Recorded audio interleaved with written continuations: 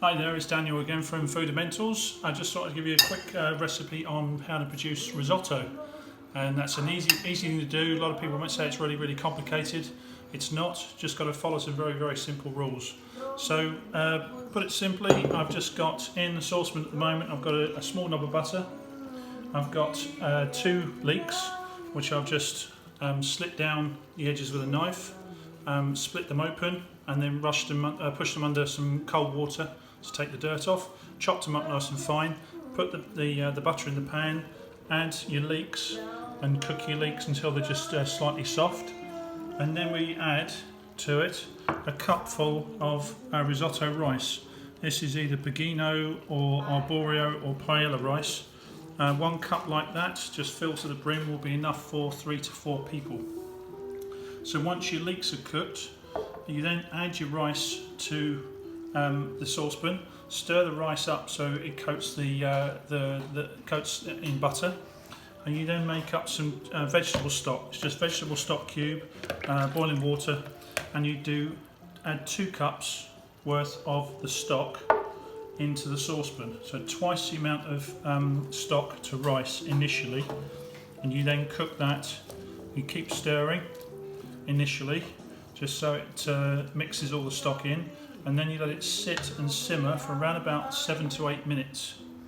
Now on top of this, we're going to come back shortly and just show you the end result.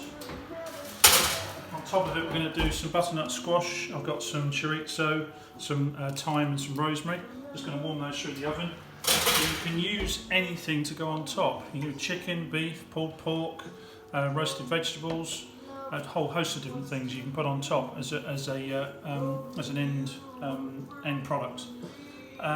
As well as the rice and the leeks and the butter, I've got some grated parmesan. This is just a coarse grated to go in the actual mix in a minute, and I've got some fine grated parmesan to go on the top. So we'll see you shortly. Like I said, you just leave that to cook gently around about 7 to 8 minutes, and then we'll come back in a second and just finish off with the rest of the stock and the parmesan, and we'll plate up. Thank you. Welcome back. Right, we're just about 7 or 8 minutes into the risotto. You want to have just a quick look.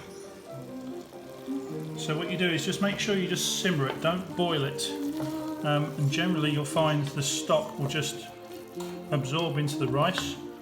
So it's had 2 cups of the rice mix, of the stock mix. Give me a second. And what we're going to do now is have a 1/3 cup just in as a bit of a backup. So you generally use 2 parts stock to 1 part rice, but sometimes you need to add a bit more stock, like we're going to do now. Just going to add about another 1/2 cup of stock. Bring it back to the simmer, and then generally you just want to let that sit and just gradually absorb the stock, and we'll be back right at the very end.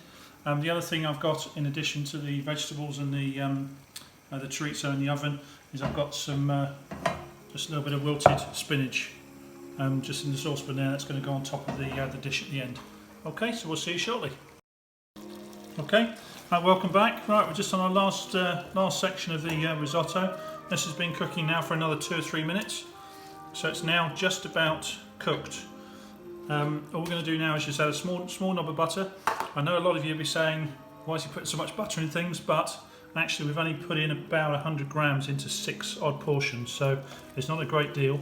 That just adds extra flavour, extra depth, nice gloss as well. We're then going to add about a handful, just a good handful of the coarse grated parmesan. And stir that in, bring it all together. The stove's just on very low at the moment, and all you want to do is just get a small amount, nice small ladle's worth, straight into your plate, into your dish. A couple of those.